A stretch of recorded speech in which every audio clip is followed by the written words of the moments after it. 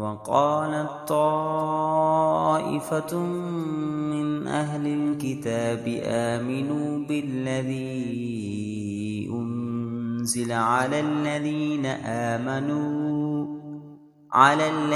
آمنوا وجه النهار واكفروا آخره لعلهم يرجعون.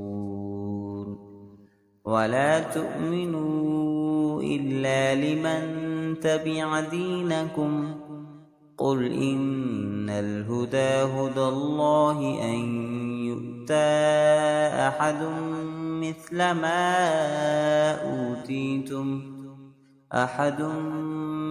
ما أوتيتم أو يحاجوكم عند ربكم. قل إن الفضل بيد الله يؤتيه من يشاء والله واسع عليم. يختص برحمته من يشاء والله ذو الفضل العظيم.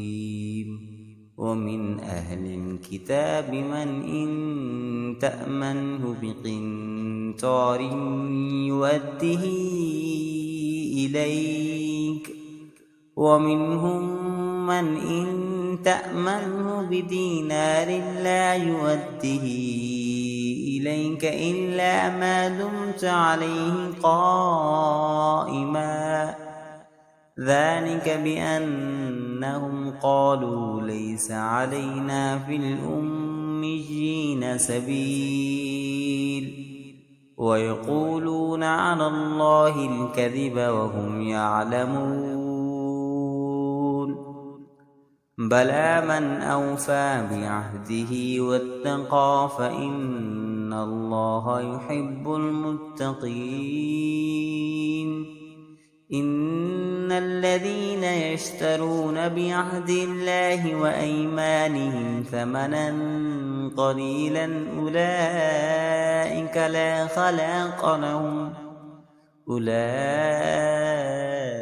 لا خلاق لهم في الآخرة ولا يكلمهم الله ولا ينظر إليهم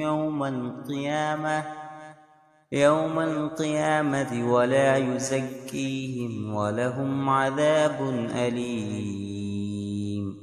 وإن منهم لفريقا يلوون ألسنتهم بالكتاب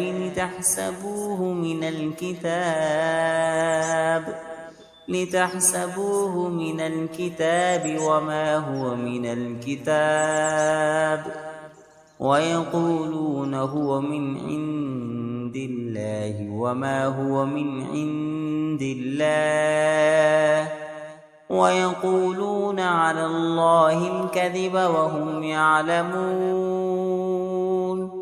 ما كان لبشر أن يؤتيه الله الكتاب والحكم والنبوة ثم يقول